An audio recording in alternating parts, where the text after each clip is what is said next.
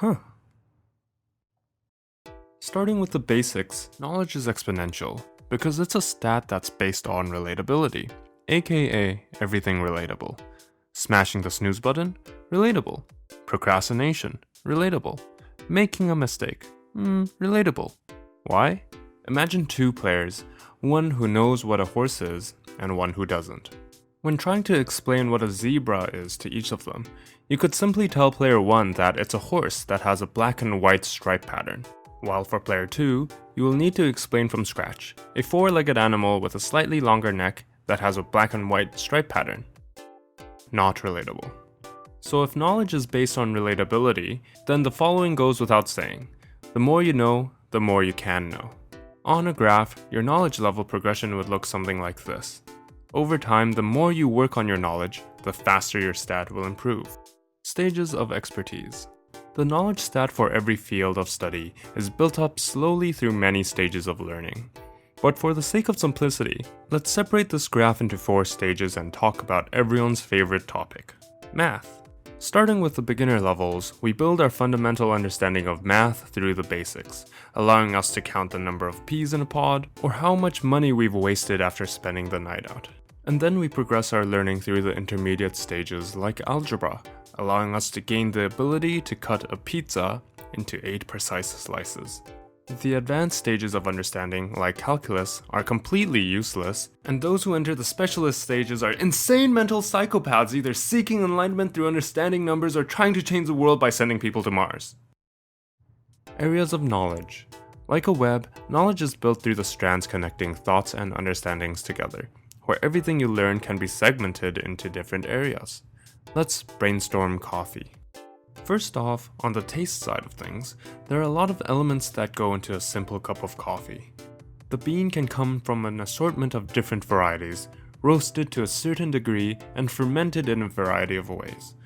The bean is also influenced by the farm it is created in, affected by the many conditions like elevation, humidity, and harvesting methods. The cup of coffee also interacts with a number of skills like taste, texture detection, scent identification, and energy manipulation. The preparation of coffee beverages are limitless, but to list a few, things like brewed coffee, espresso, latte, cappuccino, americano, and mocha. Moreover, there are additional add-ons like milk, cream, soy, almond, oat milk, sugar, hazelnut, cane sugar, or other additional substitutes that enhance texture and masks bitterness.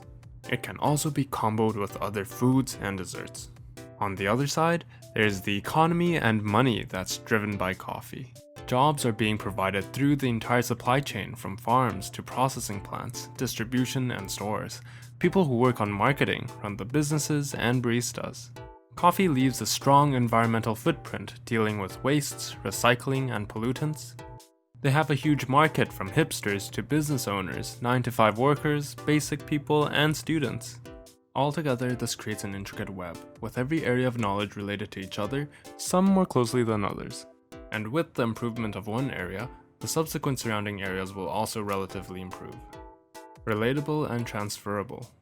Because everything is somewhat related, learning in-depth knowledge of one thing can put you ahead of the curve when learning about something else.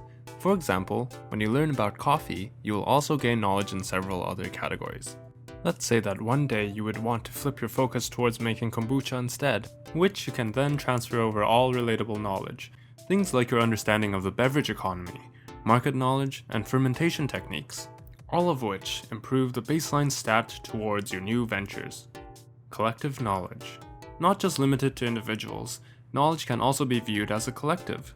So here's what you know, here's what your friends and family know, what online communities know, and then there's what Google knows. Specialized knowledge, on the other hand, is more difficult to obtain. It sometimes requires in-depth reading, perhaps years of experience or training, just to obtain the secret ingredient of a well-guarded recipe.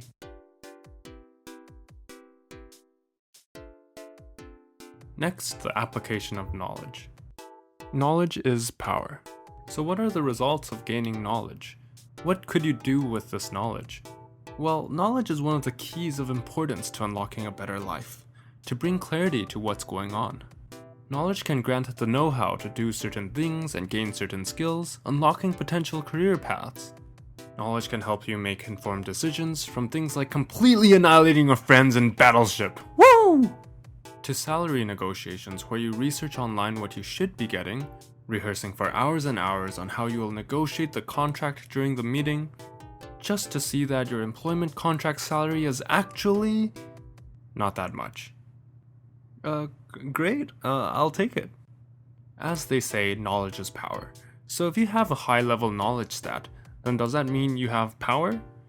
No, absolutely not. Knowledge is merely potential power. Potential that is being held back by the barriers to using knowledge. When push comes to shove, knowledge is meaningless if you don't know how to use it. As a matter of fact, the majority of the things you learn will probably not be useful to us in any meaningful way, because of the barriers to using knowledge. Let's assume you are someone who has perfect knowledge, knows everything. Even then, however, we tend to ignore it, not accept it, not understand it, not deem it useful, be too busy to act on it, not have the confidence or courage to act on it, and not have the skills, budget, or resources to put the knowledge into action. And that's only the barriers to using knowledge. In reality, we face a much bigger problem. The problem of how our flaws and biases mess everything up when it comes to working with knowledge. Here's Jeff's pad of knowledge, filled with everything he has accumulated over his lifetime. And here is a representation of that knowledge. The first problem, incorrect knowledge. When our fundamental knowledge of the world is incorrect. Things like an apple a day keeps the doctor away, or eating carrots can improve eyesight. The next problem, the ignorant. This is when our knowledge fails us, where there are things you are aware you do not know. For example, you know that a car uses gas or electricity to run, but you do not know how. And then there are the things that you do not know that you do not know. When you lack the knowledge of knowing what you lack, things just go over your head. For example, guys, check this out. Every time I put garbage on this table, it magically disappears. Now we wait.